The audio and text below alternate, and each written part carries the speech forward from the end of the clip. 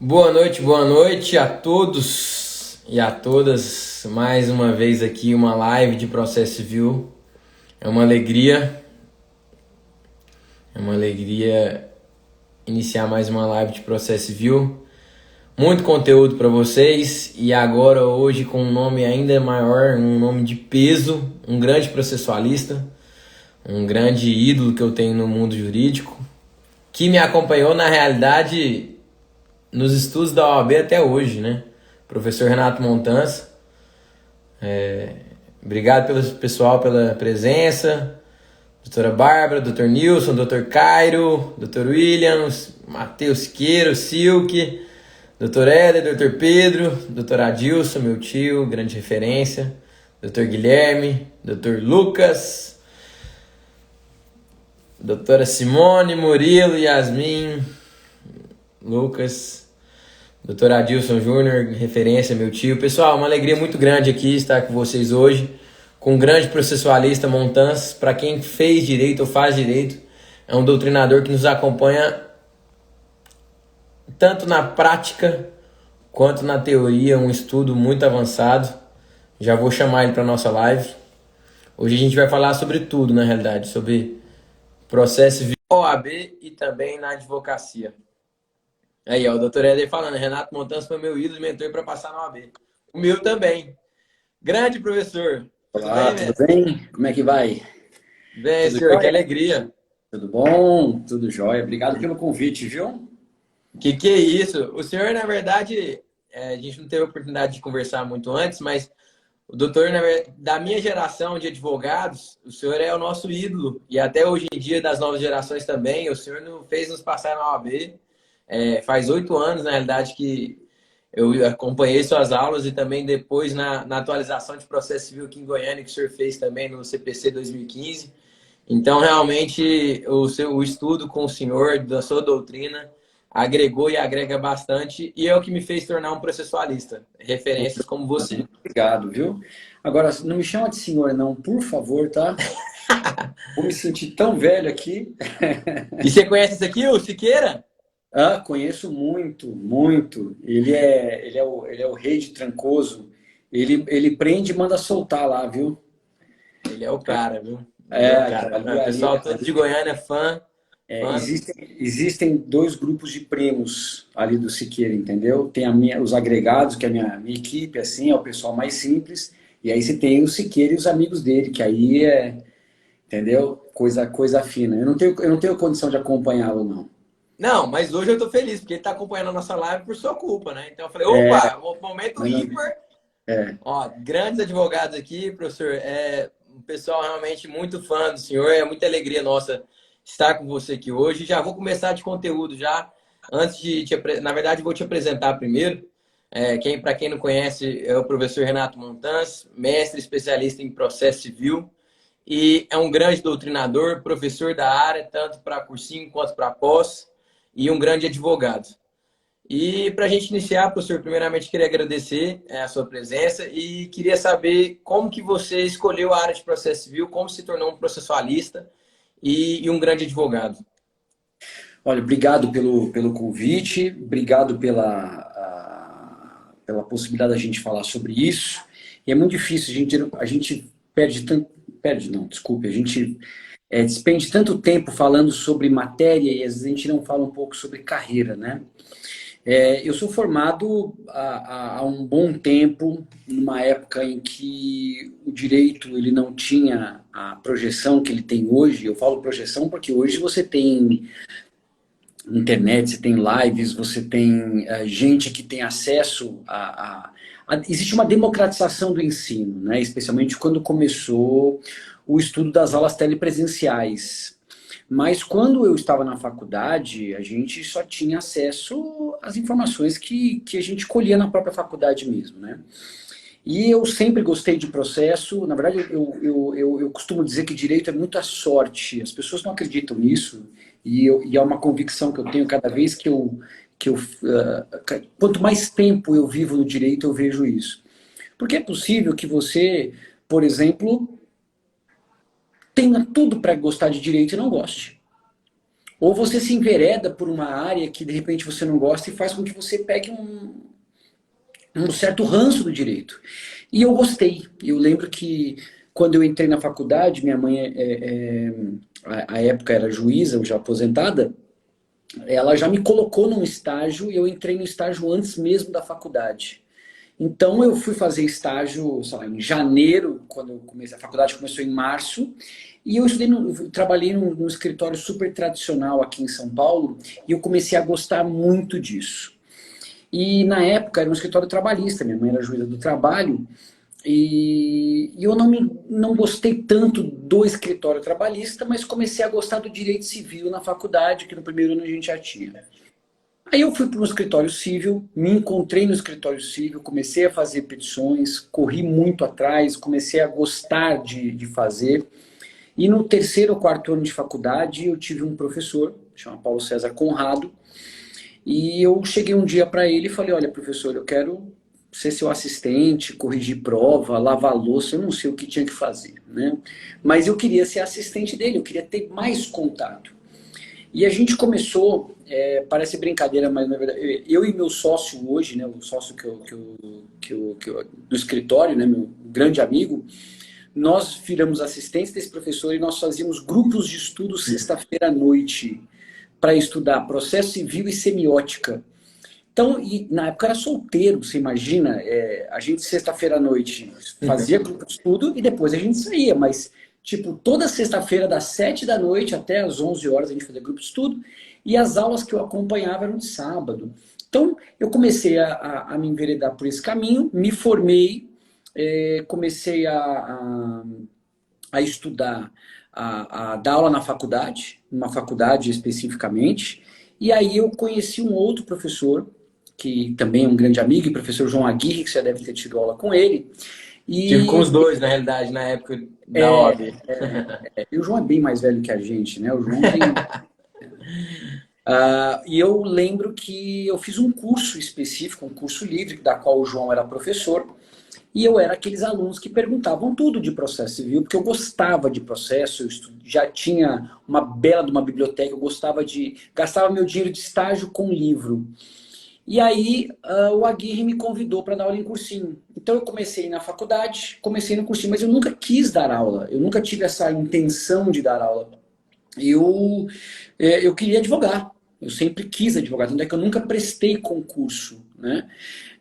Mas eu queria advogar, então até o quarto, quinto ano de faculdade, e eu me aproximei do professor não por conta da docência, mas porque eu queria ficar perto do processo, eu queria ter contato com alguém que realmente tivesse um bom conhecimento, um bom cabedal de processo para poder me passar isso, né? Uhum. E aí eu lembro que eu comecei então, a primeira questão foi essa com esse professor, depois o Aguirre me colocou nos cursinhos, e depois, no meu primeiro ano de formado, se eu não me engano, eu trabalhei com um advogado que ele era sócio do Alfredo Buzaide, que foi o autor do Código Pô, Passado. O Alfredo Buzaide já não era mais vivo, e ele tinha uma coleção de 17 mil livros. Então eu nossa. passava o dia inteiro lendo, eu era desesperado, não queria sair do escritório nunca, mas aí, claro, financeiramente não estava compensando, abri meu escritório e desde então eu tenho escritório, e eu levei paralelamente a vida acadêmica com a vida da advocacia. Mas a advocacia é muito Cara, ciumenta, ela exige demais de você, viu? demais, demais, demais. E muito legal escutar a sua história, a gente te conhecer um pouco mais, porque ver que na realidade a docência se complementa à advocacia, mesmo que a advocacia é trabalhosa, é muito dedicado, né?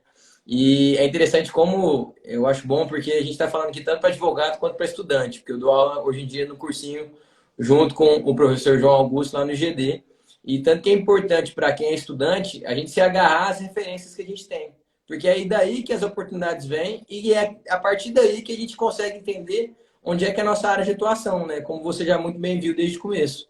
Você já viu que sua atuação era em processo civil, agarrou um professor que era de civil, teve a oportunidade e é muito bem aproveitado e hoje em dia é o doutrinador que todo mundo conhece e é referência.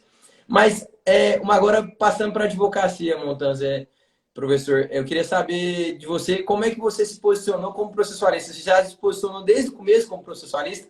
Porque eu tenho essa dificuldade às vezes, porque eu sou processualista, eu gosto. Eu ainda estou longe, mas eu já me acho um processualista porque eu gosto da estratégia para a advocacia, para o processo em si. Mas as pessoas têm dificuldade, o seu cliente tem dificuldade, talvez você falar, pô, não sou empresarial, não sou civilista, você se vende como processualista também para a parte da advocacia? Então, a gente não se vende, né? Eu falo que as pessoas é que compram. Por isso que uma coisa importante que a gente tem que lembrar, eu sempre falo isso, não adianta você fazer uma pós-graduação de um assunto da moda se essas pessoas não chegam até você. Né? Se você não. Uma coisa é você trabalhar numa área da qual você queira se especializar, outra coisa é você, do nada, vou fazer direito ambiental. E de repente, uma pós em ambiental, e de repente você nunca vai ter um cliente ambiental. Eu costumo dizer que a gente se especializa pela demanda. O advogado previdenciarista, ele não, claro, evidente com exceções, mas ele não nasce um previdenciarista. Surge uma causa de previdenciário, ele se prepara, estuda para ela, aí vem um outro caso, vem outro caso, vem outro caso, ele se torna um advogado previdenciarista. Eu sempre gostei dessas três matérias, sempre gostei de civil, processo civil e empresarial. Né? Eu dei aula no começo de civil também. E depois você evolui, né? Você começa a dar aula só de processo. Mas isso é brincadeira, mas assim, eu sempre gostei dessas três áreas, entendeu? E se você parar para pensar, a gente não consegue estudar o processo civil seco. Né? Não dá, não dá. O processo civil é a matéria, e isso não tem discussão. O processo civil é a matéria mais importante do direito, porque todas as áreas elas vão cair no processo civil. Independentemente da discussão sobre empresa, constitucional, sim, mas todo mundo tem que saber processo. Até quem vai trabalhar com preventivo, porque se aquele preventivo não der certo, ele vai desaguar no Poder Judiciário. Então, todo advogado tem que saber um pouco de processo. Né? Mas o que acontece? Eu sempre estudei muito civil e empresarial, porque a demanda me exigiu isso. Você fala assim, Renato, você consegue fazer uma causa trabalhista? Não, não consigo. Eu poderia sentar para fazer, tentar estudar, mas eu não tenho uma visão geral trabalhista. Eu vou comer bola, eu vou fazer alguma coisa de errado. Você faria uma causa penal? Não, não faria. Tem gente que faz, eu admiro, veja, não é uma crítica não, eu admiro as pessoas que são multidisciplinares. Eu trabalho já com três temas grandes, né? Processo civil, que processo civil o advogado tem que trabalhar, não é uma opção. Né? Direito civil e direito empresarial. Então, eu tenho empresas no escritório, da qual eu advogo, e vou dizer para você, tem coisas que eu não gosto, tem coisas que eu não... Em processo civil mesmo, que eu sou apaixonado, estudo até hoje, tem assuntos que não me agradam, entendeu? Mas, claro, você tem que ler algumas regras da lei de SA, mas é necessário, a gente tem que ter essa visão. E eu falo que todo advogado, para ele poder ser um bom advogado, não adianta só ele, diante do caso concreto, resolvê-lo. Para você ser um bom advogado, você tem que ter uma visão geral do direito civil, do direito empresarial e do processo civil. Você tem que ter uma visão geral dessas três áreas, claro, se você milita nessa área. Até porque o grande segredo do advogado não é saber o assunto, mas saber aonde encontrá-lo e saber, de certa maneira, usá-lo. Que nem um concierge de shopping. Você vai lá no shopping Flamboyant, você chega lá no departamento de informação e pergunta assim, aonde fica a loja, sei lá, as Americanas? Ele pode não saber o que vende as Americanas, ele pode não ter ideia do que vende as Americanas, mas ele sabe que fica no segundo piso, na terceira loja. O advogado ele tem que ter essa noção espacial do direito para ele poder advogar. É essencial. Cara, sensacional, professor. Eu concordo com tudo que você disse em relação ao nicho que acaba que vai te escolhendo. Lógico que você vai tendo a sua preferência, a sua predileção, mas você, pela sua atuação, você vai sendo puxado para aquela área. Na minha carreira foi assim também, eu ainda estou no começo, mas desde o começo eu fiquei muito no back-office ali, no escritório grande, fazendo peticionamento 24 horas por dia. E aí foi a partir daí que comecei a apaixonar ainda mais com o processo civil. E aí, com essa situação, eu tive a oportunidade de dar aula de processo civil. E aí, os processos que vêm na área de processo civil vêm para o empresarial, para o civil, e acaba que carrega tudo junto. E aí vem para a docência também, que aí a gente consegue aprofundar e utilizar muito na advocacia. E aí, professor, na hora que você disse aqui sobre como identificar, até porque o advogado ele tem que saber de tudo, mas tem que saber encontrar e saber utilizar esse direito, eu consigo até puxar o gancho em relação à prova da OAB. Que eu lembro exatamente que você falava sobre isso. Que 8 anos atrás, olha isso, até hoje a gente pode utilizar essa mesma Eu situação. não era nem formado há 8 anos atrás. Que Você deve estar... mentira! Sempre quer pagar de jovem, né? Desde o começo é o jovenzão de Guaxupé. o pessoal fica querendo me imputar essa condição de idoso, aí fica difícil, né? Não, mas você já Eu é digo, paizão já, não tem como mais não. Você era jovem 8 anos atrás, hoje em dia. Mas aí você falava exatamente isso, que é fácil, que você tem que saber onde encontrar para realmente resolver aquele problema da OAB. Eu sei que você já hoje em dia dá muito mais aula de pós, hoje em dia dá mais aulas específicas de conteúdo, mas eu queria uma visão sua sobre a OAB para quem presta a OAB, assim, sabe? Voltar um pouquinho, porque o meu público também é isso. Eu queria saber o que você acha da prova em si e também da aplicação para processo civil. O que o senhor acha? O que você acha? seguinte, um ponto importante em relação ao exame da ordem, e aí já vamos direto para a segunda fase, né? Porque a primeira fase é leitura, não tem o que fazer, não tem segredo. A primeira fase é você estudar a matéria em geral, por isso que é importante, as pessoas têm que lembrar o seguinte, se existisse uma técnica infalível de estudos, quem criar essa técnica e fizer um livro está rico, milionário, e consequentemente todas as outras pessoas estão sem menor condição. Por isso que Uhum. eu falo, Teria só uma metodologia, né? tem um livro chamado Inteligências Múltiplas. Tem um livro chamado Renato Montanz. Agora tá essa edição aqui, ó, que é a sexta edição. Tô atrasado, parabéns, mano. Precisa atualizar. Isso aqui tá com bem mais 1.700 páginas já. Por favor, tá? Aí o Howard Gardner, que é um grande autor, e ele fala que não existem pessoas inteligentes, existem inteligências, né? E ele quer explicar que o teste QI, ele avalia um tipo de inteligência linear. Tem uma frase famosa que atribuem a Einstein, eu realmente não sei se é dele, que a gente não pode atribuir a inteligência de alguém com base em uma conduta. Porque senão o peixe sempre vai se sentir estúpido porque ele não tem a menor capacidade de subir uma árvore. Mas ele tem outras capacidades, né? Então, a gente tem que saber dividir a função de cada um dentro da sua esfera de cognição, né? Quando a gente... Primeira fase, você tem que estudar, e o grande segredo é você estudar desde antes, é isso que eu queria falar. Porque a melhor forma de se estudar é estudar um pouco por dia. Essa é uma das únicas unanimidades que nós temos dentro da neurolinguística e da semiótica. Por quê? Porque o nosso cérebro trabalha com a ideia da memória decantada. Ou seja, aos poucos a gente vai estudando. Claro, se você escreve, se você explica a matéria, você guarda a matéria. Porque o estudo não pode ser passivo. A gente não pode estudar como a gente estudava nos anos 50, 60, que a pessoa sentava e estudava. O estudo é ativo. O estudo, você tem que encontrar uma razão de ser. Eu, por exemplo, no meu caso, eu risco todos os meus livros. Meus livros são todos riscados.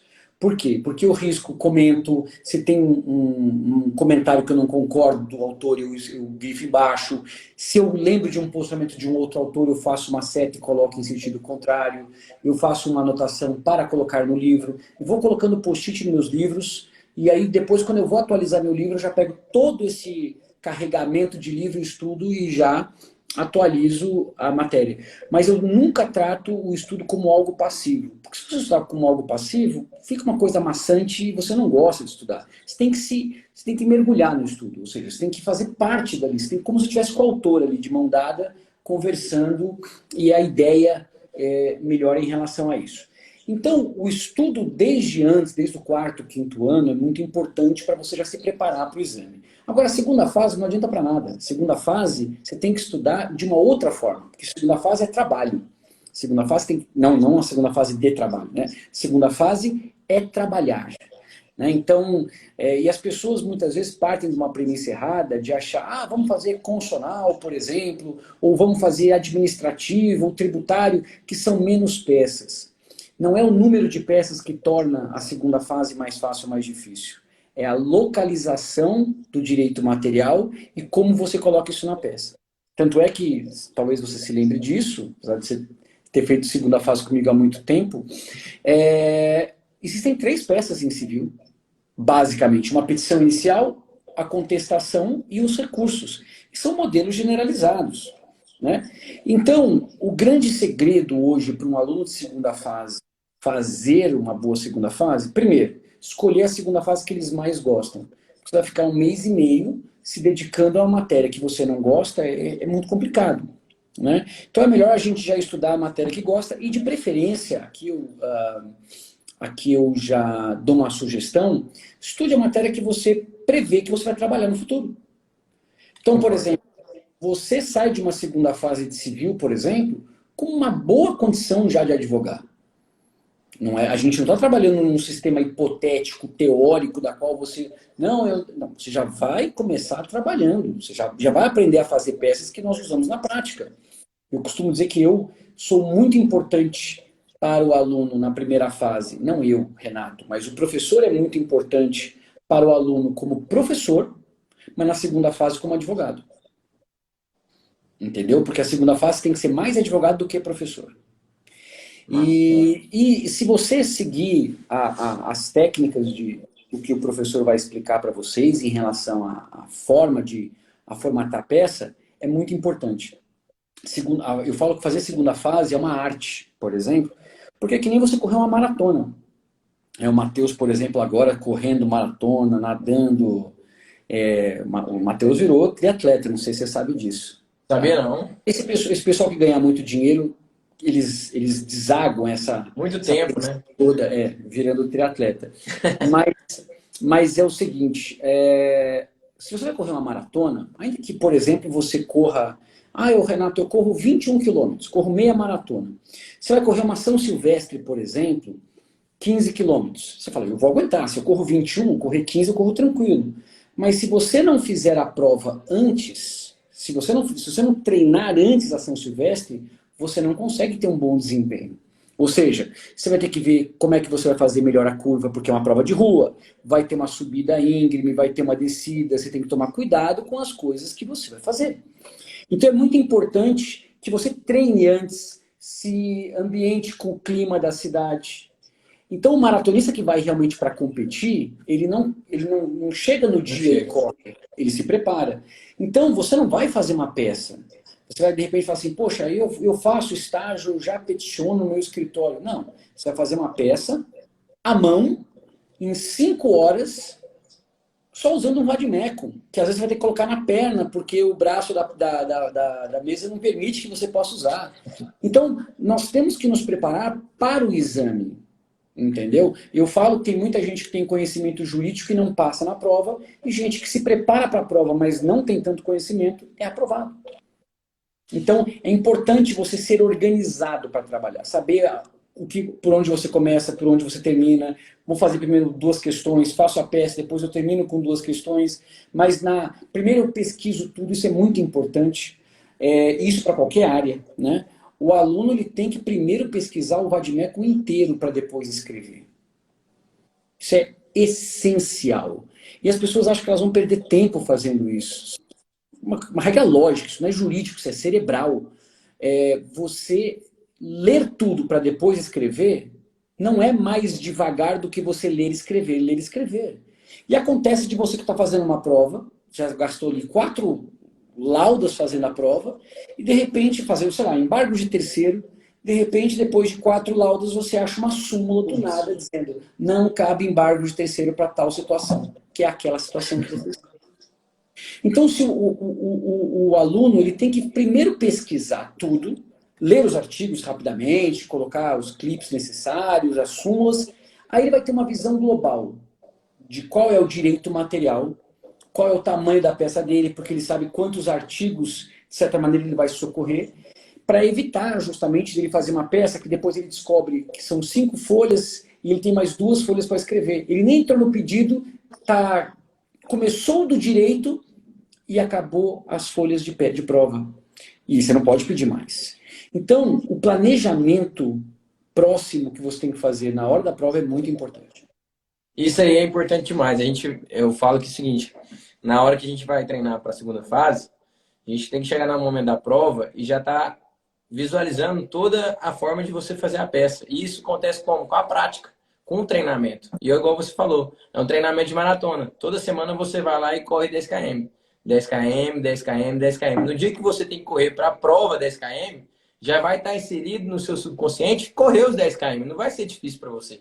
Já vai estar inserido isso para você. Lógico, vai ter um nervosismo, mas você vai conseguir preparar isso porque já vai estar no seu subconsciente. Por exemplo, faz realmente o endereçamento, pula a linha, depois põe, ou qualificação, tudo certinho, qual que é o espaçamento, tudo mais. Você já, automaticamente, no momento que você chegar na prova, você já vai estar mais preparado. E isso a gente aprende justamente na prática. E o legal da prática e do preparo para a segunda fase é que você fazendo isso à mão, pesquisando no Vademecum, quando você passa na OAB, você realmente já tem uma autoconfiança e até um conhecimento realmente para advogar. E isso eu senti na prática, professor. Eu senti muito e eu acho que os alunos que fazem a segunda fase agora vão sentir realmente que estão preparados depois da prova da OAB. Porque, querendo ou não, é uma etapa importantíssima. Porque quando você faz essa prova da OAB, consegue fazer peças processuais, principalmente da sua área de atuação, você vai chegar e vai estar bem preparado. Eu concordo que a gente tem que escolher a área de sua atuação, porque não adianta nada. Você vai se preparar tudo, estudar mais de 2 meses, 1 mês e meio, sobre um assunto específico, sobre uma matéria de fundo específico, e não vai utilizar isso. Olha realmente como que você não está aproveitando aquele momento. O momento da segunda fase, para mim, foi essencial para conseguir advogar. Porque a gente pegou, destrinchou o Código Civil inteiro, conseguiu localizar os artigos. Eu fiquei 1 ano advogando por meu Vademecum, que era muito mais fácil do que jogar no computador. Hoje em dia, lógico, depois com a experiência, você já consegue localizar tudo, porque você já sabe os assuntos, e mesmo que você não saiba, você sabe usar aquelas palavras-chave com Ctrl L ali para pesquisar, para localizar no Código de Processo Civil, no Código Civil. Então, acho que a OAB serve justamente para te validar e te dar confiança para advogar. E essa confiança, essa preparação da segunda fase é importantíssima para você chegar tranquilo. É sensacional, professor, é isso mesmo. E aí vem para a segunda fase que eu já lanço a boa aqui para você também.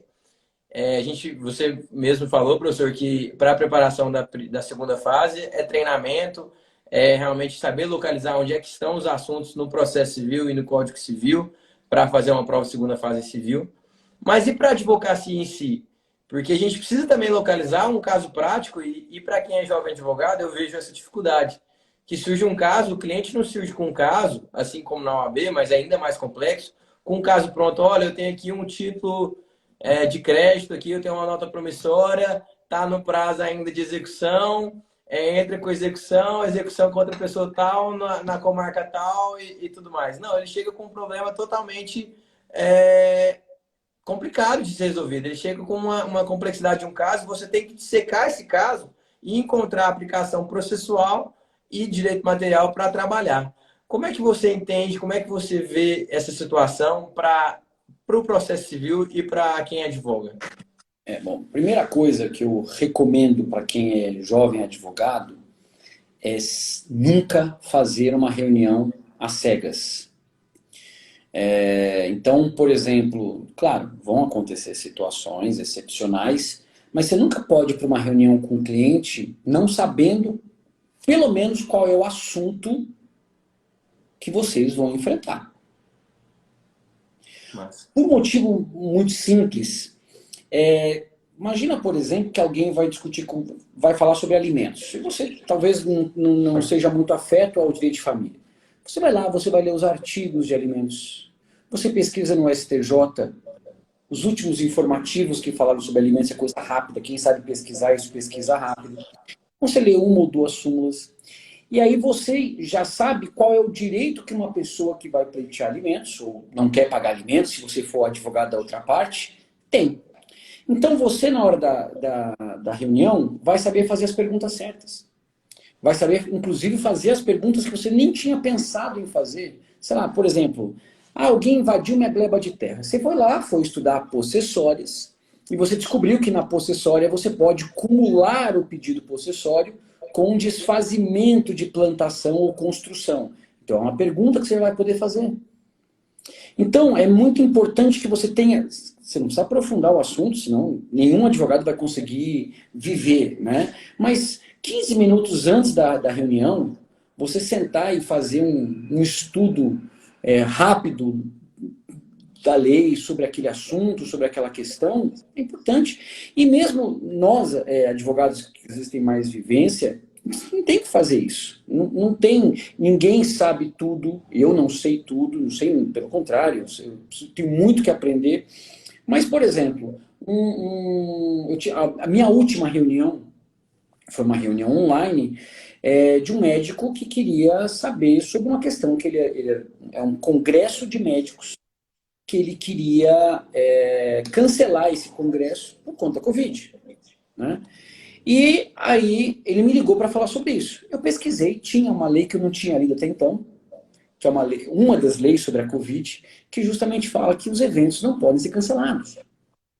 E aí eu fiz uma pesquisa nos julgados de primeiro grau da cidade, da qual essa questão dos médicos, né, que é Ribeirão Preto, e eu vi os julgados dos juízes acolhendo a lei.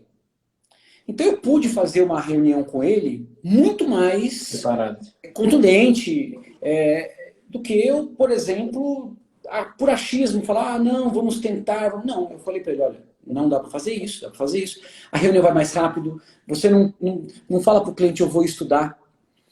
Não sei você, eu, por exemplo, adoro ir a um médico e o médico me dá uma aula. Eu me sinto confiante em relação a isso. Então o médico fala assim, olha, vai acontecer isso, isso, isso, e vai estar isso, isso, isso. Poxa, eu me sinto bem. Ou, por exemplo, outro dia, uma vez, eu não tenho medo de andar de avião, mas eu não gosto, bom, ninguém gosta de turbulência, né? Se a pessoa gosta, ela corre atrás de helicóptero, mas eu não gosto de turbulência. Agora, uma vez eu andei, eu fui fazer, acho que foi para Brasília, não lembro para onde é que eu fui, que o piloto falou assim, olha, daqui mais ou menos uma meia hora nós teremos uma pequena turbulência, tal, tal, tal, porque ele faz esse estudo. E aí aconteceu tudo que ele falou. Eu fiquei tão tranquilo, porque parecia que ele tinha tudo na mão, entendeu? Poxa, eu fiquei... Então, assim, é bom quando uma pessoa te passa confiança. Eu acho que a maior prova que um advogado, que um professor, que um profissional, de maneira geral, tem como qualidade é passar confiança daquilo que ele está falando. E isso o processo civil ajuda muito, né? Porque você consegue contar a história inteira do cara. Eu, por exemplo, quando eu me preparei para essa reunião, eu falei muito melhor sobre um assunto, entendeu? Claro, o fato de a docência me ajudou muito na advocacia.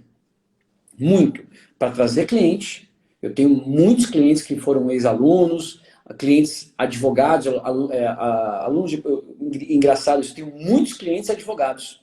Né? Não só advogados como, por exemplo, que eu cuido de processos aqui em São Paulo, como também gente que eu cuido de processos no tribunal. Parceiros, né? Parceiros. Eu estou no tribunal, mas também a docência me obriga, no melhor dos sentidos, a estudar. Então, eu lembro uma vez, há muitos anos, eu fui preparar uma aula. E aí me colocaram naquelas aulas que você aceita e não sabe por que aceitou, que era uma aula, acho que era de 5 horas sobre exigir contas. Eu falei, meu Deus do céu.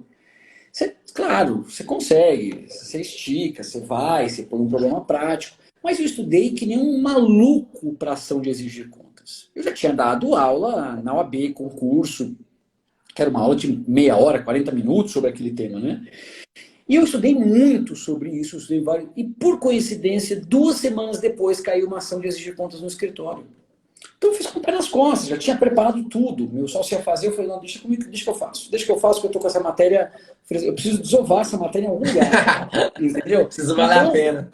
Então, a docência, eu só posso agradecer a docência em relação à advocacia. Legal, meu. E sobre a docência na advocacia, o processo civil na advocacia, como é que você vê a estratégia processual para um caso prático mesmo, para um problema do seu cliente? Você já traça a estratégia toda antes de ajuização, por exemplo? Você sabe que aquele caso, lógico, advogados têm que fazer sempre uma prévia pesquisa, é o primeiro juiz da causa.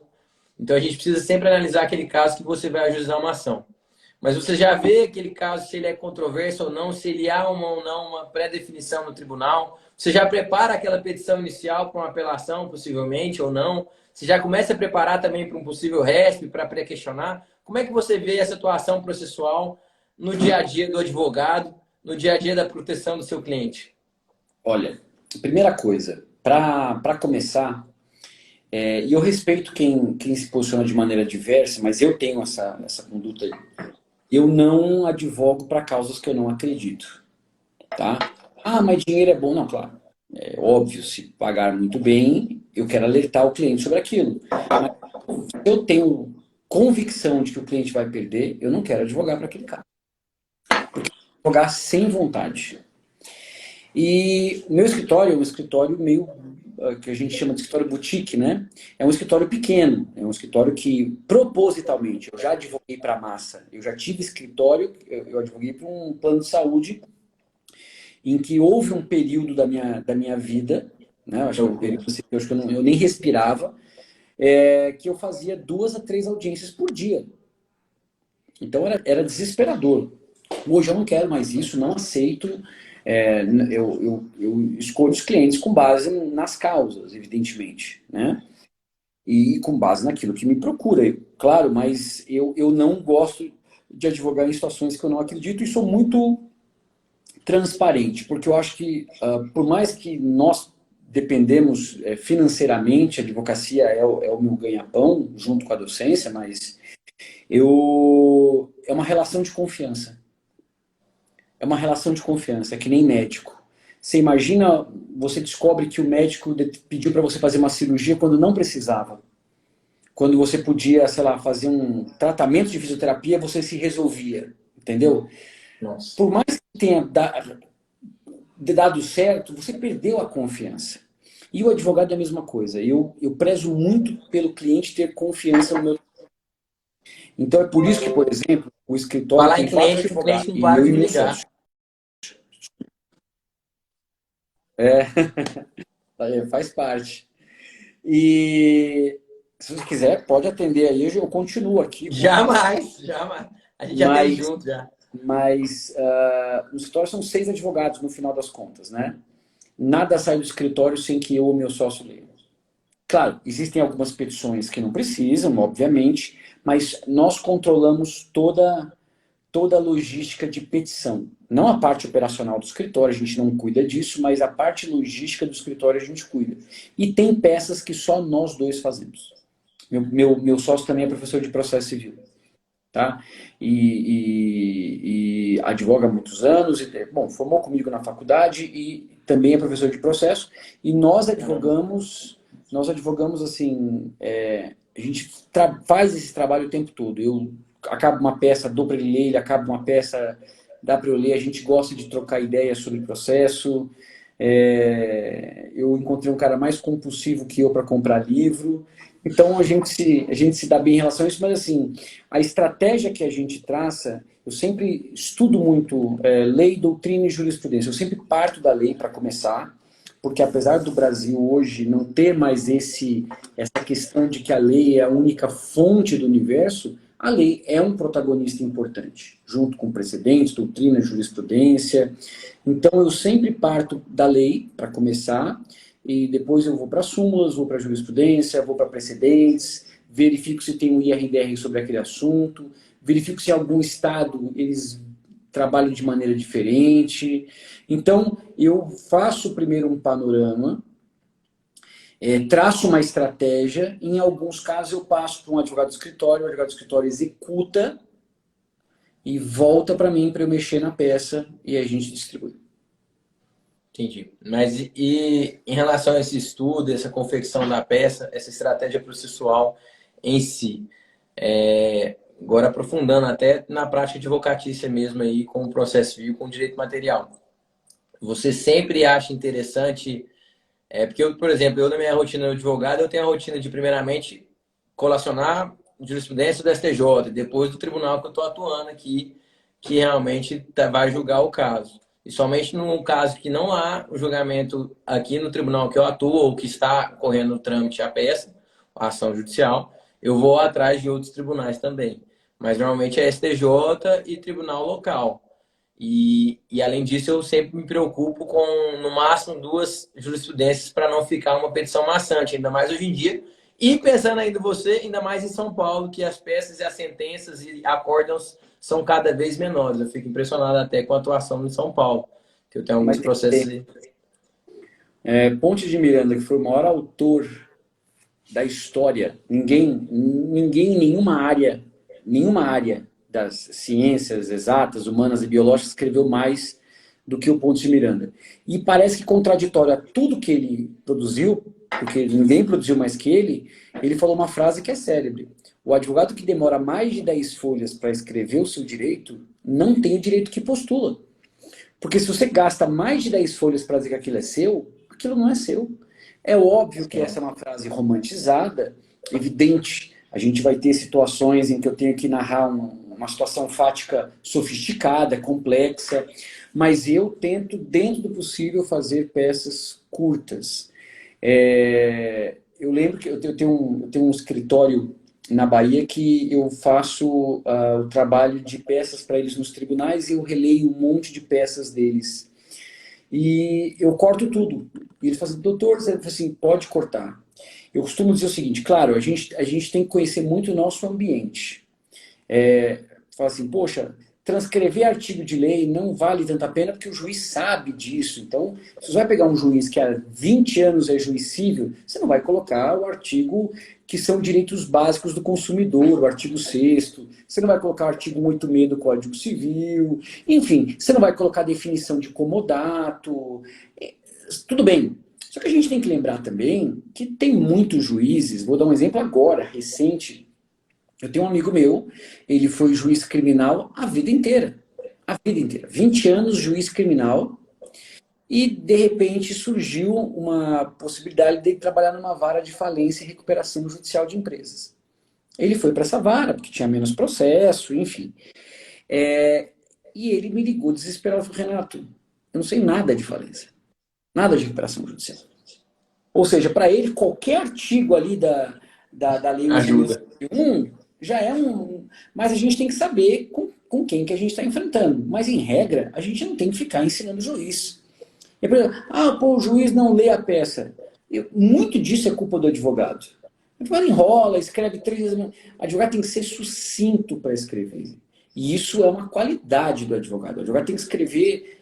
Eu gosto de escrever em tópicos, eu explico o assunto em 1, 2 parágrafos no máximo, e vou para os outros, peço o que eu quero, porque eu quero uma resposta. Quem gosta de peça grande é cliente. O cliente acha que quanto mais o advogado escreve, mais o juiz vai ler. Claro, ele não sabe como é que funciona o poder judiciário, e aí ele tem essa ideia de que eu me esforcei mais.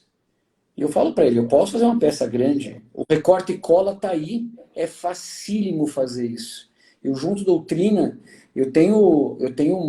você entra em qualquer site aí de jus navigante da vida, que os caras escrevem sobre comodato, aí ele junta 30 doutrinas de comodato, não preciso nem me dar o trabalho de digitar, porque ele vai juntar a definição da Marilena Diniz, do Carlos Roberto Gonçalves, eu já recorto e colo aquilo. Peça grande eu sou especialista em fazer. Se precisar fazer peça grande, não tem problema, mas o difícil é fazer a peça pequena. Fazer uma peça que o juiz leia e, claro, você consiga transmitir a sua ideia. Isso é muito importante. Sensacional. Não, eu sou totalmente nessa linha. E caminhando para o fim já, professor, eu queria agora oportunizar também ainda para os jovens advogados, eu até levantei no meu Instagram perguntas para alguém que queria fazer as perguntas para você. E uma das perguntas que eu achei interessante que eu recebi sobre a advocacia, sobre o processo civil na advocacia, foi justamente na parte recursal. Na parte recursal, o pessoal tem muita dificuldade em relação à apelação em si. E aí aqui é uma pergunta mais prática da advocacia e não tanto do processo em si. Se é interessante ou não ficar colacionando, eu achei interessante a pergunta, colacionar a decisão inteira para fazer a apelação em relação à impugnação específica. São as perguntas que eu...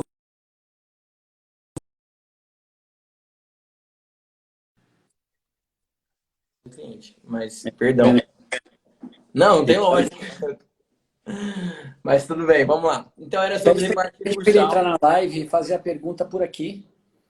Eu podia, né? Ele precisa falar com você, não tem problema.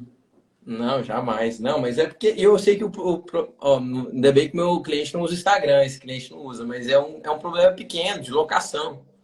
Porque agora o imóvel dele está paralisado por conta da pandemia e aí ele está sem receber o aluguel. E aí ele está nesse desespero todo. Eu entendo o desespero dele, mas infelizmente.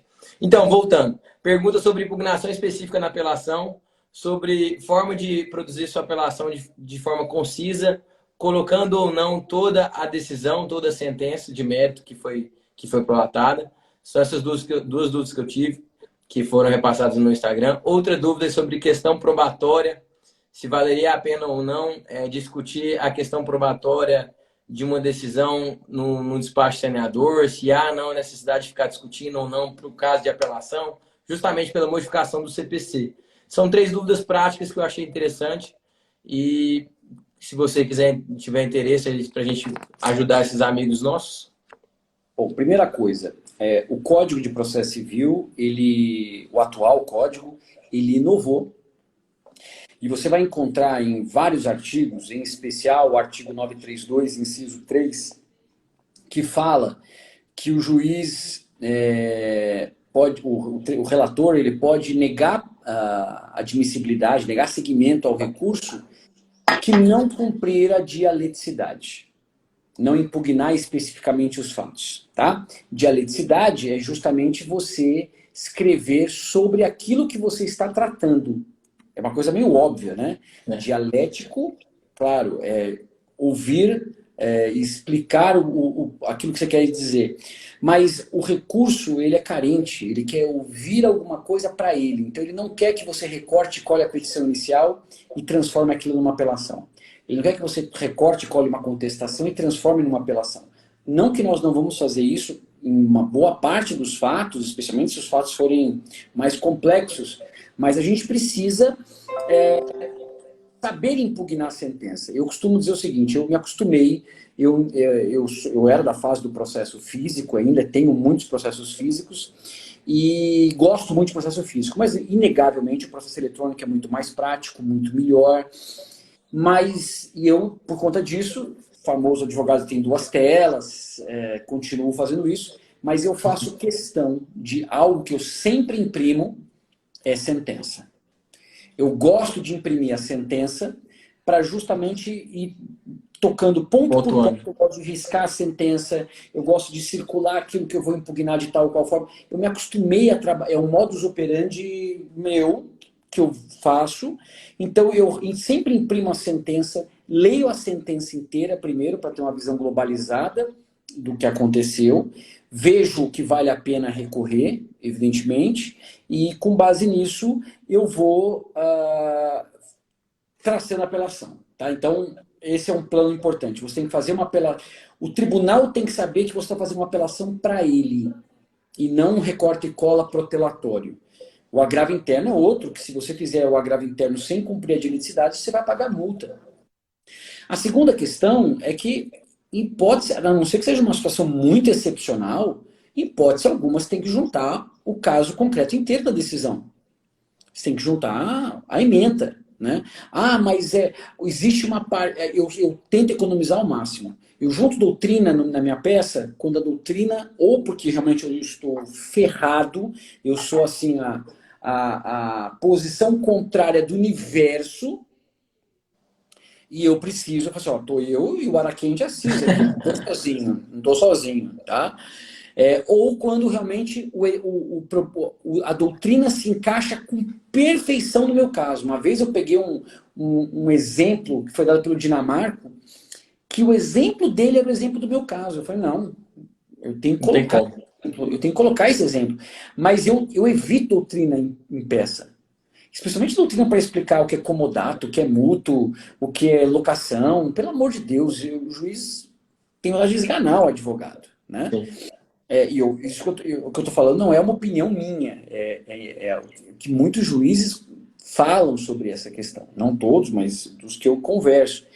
Então, assim, claro, o julgado tem na página 33 tem uma questão importante. Transcreve a ementa e colaciona aquela parte. Tá? E quanto à última questão, que é o plano de provas na fase do saneamento, Eu não entendi muito a pergunta, na verdade. Se vale a pena impugnar? É isso? E falando sobre, exatamente, sobre a decisão senadora que faz as especificações de prova, né? Quais provas serão Mas produzidas, se valeria a pena fazer o é esclarecimento. muito importante, é muito importante.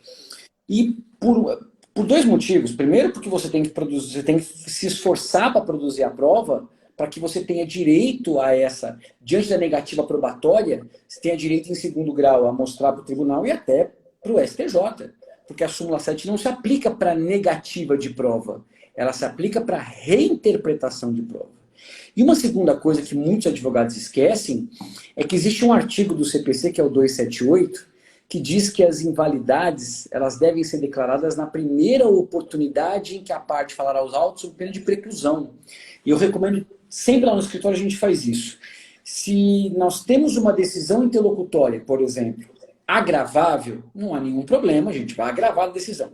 Se nós temos uma decisão interlocutória que não cabe agravo, eu faço uma petição para o juiz dizendo que nós não concordamos, a parte não concorda com aquele posicionamento, nos termos do artigo 278.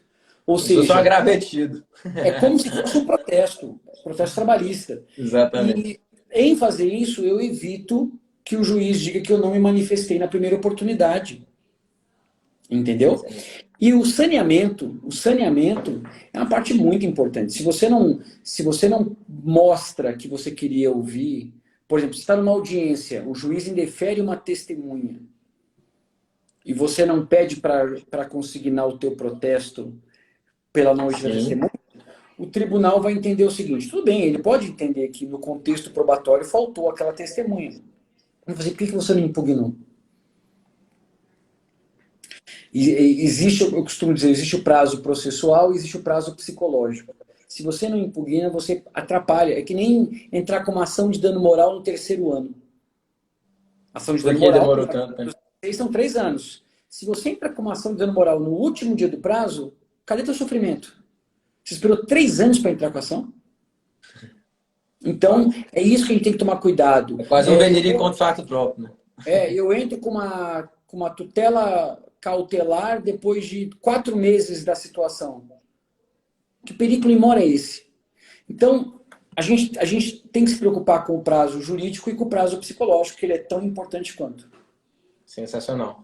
Montanhas, para a gente finalizar, eu queria só que você desse uma última palavrinha para quem é estudante, em relação até talvez 3 dicas práticas para estudante e 3 dicas práticas para advogado e alguma sugestão de doutrina, não, lógico, a sua, mas indicar para todo mundo, maravilhosa doutrina do professor, mas indicação de livros também para escrita jurídica, assim, não só para conteúdo de processo civil, um conteúdo que agrega. Por exemplo, tive uma live com o Mitigieiro que ele trouxe vários livros muito importantes, livros antigos. O Vídeo Batista, Carlos Alberto Alvaro de Oliveira e Marinoni, provavelmente, que é a base dele. Exatamente. Imagino. Foi sensacional, assim, foi muito bom. Então, fica aí a palavra final. Bom, acho difícil a gente dividir quem é do direito e quem não é do direito, né? Quem é formado e quem não é formado. Acho que talvez uma dica generalizada para todo mundo: a vantagem de você estar no direito é que o direito não exige de você nenhuma habilidade. Eu falo o seguinte: tem tem um livro, eu não lembro agora, acho que chama Alfred Pierce, que é o cara que fala assim: você pode chegar aonde você quiser. Você não pode chegar aonde você quiser. Você não pode chegar onde você quiser. Porque você talvez nunca seja um Michelangelo, talvez você nunca seja um Messi, você nunca vai ser um Federer, por mais que você treine. Porque esse cara até escreveu um livro dizendo das pessoas que treinaram muito, Michael Jackson, que dançou desde os 5 anos de idade, mas e os milhões de pessoas que quiseram ser um artista e não viraram? Os milhões de tenistas que jogaram horas e horas por dia não viraram nada. Então, assim, eu quis ser jogador de futebol, jogava bola todos os dias, eu sou péssimo. Eu sou um cara nota 5. Nota 5. E assim, jogava razoavelmente bem na escola, porque de tanto eu jogar bola, de tanto eu treinar, é natural, eu jogava direitinho, jogava bem. Mas eu fui fazer treino, eu fui fazer teste no São Paulo, eu lembro disso. O presidente do São Paulo era amigo do meu pai, o presidente de São Paulo é de Guaxupé, da minha cidade. E o presidente de São Paulo, que era o José da Lora, me indicou para Peneiras. Imagina, eu fui indicado pelo presidente do São Paulo à época.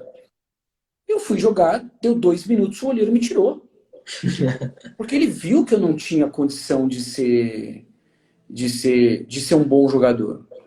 E eu sou um cara limitado para jogar futebol, não tem problema nenhum em falar isso.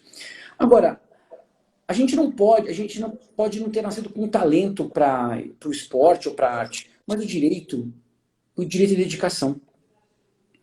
E o direito não é uma Olimpíada. Você não precisa ser melhor que os outros. Tem?